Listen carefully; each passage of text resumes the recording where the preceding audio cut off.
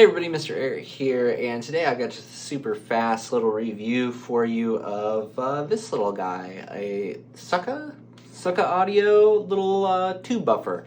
So you can buy these really cheap, these tube buffers. There's a lot of options on Amazon for things like this for, I don't know, $30, $40, $50. So a pretty inexpensive way to test tubes out a little bit and see if maybe you want to explore that a little bit more in your system. So I guess the question is it any good?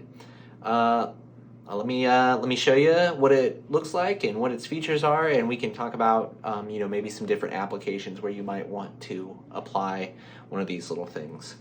So it's a pretty simple unit here if you're looking at it, right? It's just got a couple of tubes here on the front. You've got, your power toggle. You've got a volume knob, which is a reasonable quality volume knob. If you're thinking it's only $50, it kind of has like a nice stepping click to it that I just appreciated.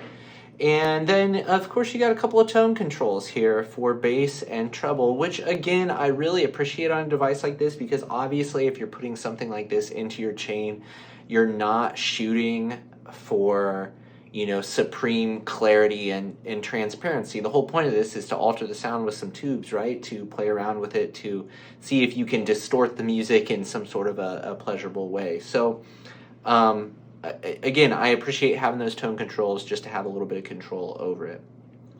On the back, you've got just a DC 12 volt in, and you can see right here, it's just got a very simple power adapter with about a 4-foot cord on it. And then in addition to that, on the back, we've got just simple analog RCAs in and analog RCAs out. And that is all she wrote. Now, so using this thing is dead simple. It's, you run a signal from your DAC into the RCAs in, and then you run RCAs out into your amplifier. So you just you put it in between your DAC and your headphone amp or your speaker amp or whatever. And then you've got a little bit of tubiness getting thrown in there, and then you've got tone controls in there. So I found this to be a pretty decent little device. I didn't think that it added any real negatives to the system. I mean, it changes the sound certainly, but in an acceptable way, I would say. So it doesn't add any weird noise or anything like that, which, being such a cheap device, I was kind of concerned about that. I did mainly use some upgraded tubes, which I'll link down below, those tubes that you can check out yourself. So I'm mainly talking about this with those upgraded tubes because that's mainly how I used and listened to it. The other tubes, let me grab one for you here real fast.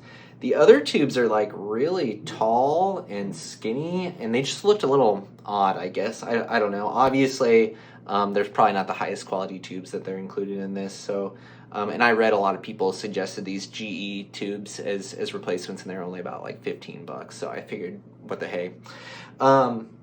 So sound-wise, what are you getting when you put this into your system? Well, I would say that it softens the edges of everything. So it's been suggested that maybe putting one of these, running one of these into a super clean linear amp, like the Mangius or one of the THX amps, will give you the best possible tube amp because you've got such a high quality clean amp to begin with.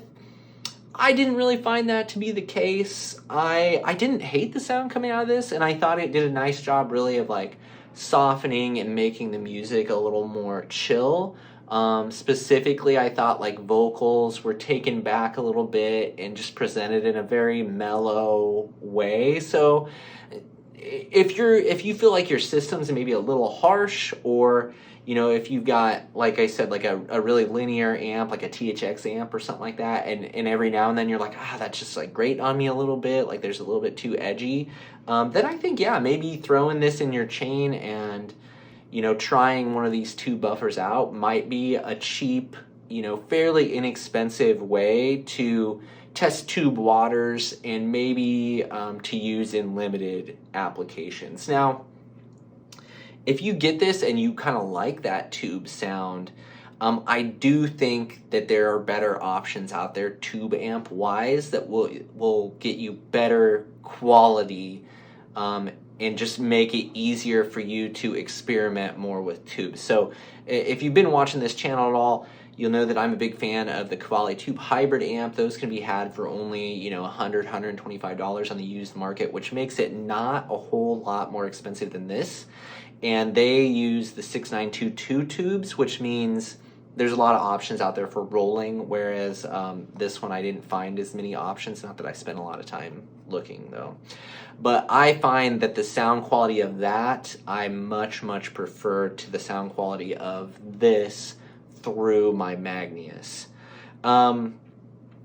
Yeah, same thing with looking at like the Valley 2 or something like that. I think in any of those instances where you buy like something that's dedicated to be a tube amp or a hybrid tube amp, it's just going to be better, in my opinion. Not that I've tried, all the tube amps under the sun, but in the ones that I've tried, I think that's the case. Now, I'm going to go ahead and link up here on the screen to my hybrid tube comparison video where I talk about those different tube amps, and again, I would recommend any of those over this with the Mangius. So is it a worthwhile device at like $50? Yeah, absolutely. To dip your toes into the tube world, I think that's certainly the case. Is it the end all be all to pair this up with a linear amp? No, I don't think so. But it's a fun little device to play around with if you got the hankering to experiment with tubes. And I think that about wraps it up. The only other thing here I would say about this that I didn't really like, because I think in general it's a pretty subtle, nice looking piece of kit. One thing that did bother me a little bit, and I'll cut to some B-roll footage of this here, is the tubes have little red LEDs in them. And maybe that's some people must really enjoy that look, but for me, especially with a lower end piece of gear, like I don't really want to draw like a lot of attention to it personally. I would much rather just have the subtle tube glow as opposed to lighting it up with some sort of bright, intense color. But that's just me, but that's something to keep in mind. So with that being said, I think that's going to wrap up this video on this little tube buffer. And I hope you found it useful. Feel free to drop any questions below if I missed something in the review here. And yeah, consider if you like this video and you're into this type of thing and you want to hear more headphone audio related stuff and be kind of in the loop on some of those things, or learn more about some of the little products like this, consider subscribing to the channel, and I'll be covering more stuff like this in the near future. So yeah, thanks for stopping by, and I will catch you in the next one.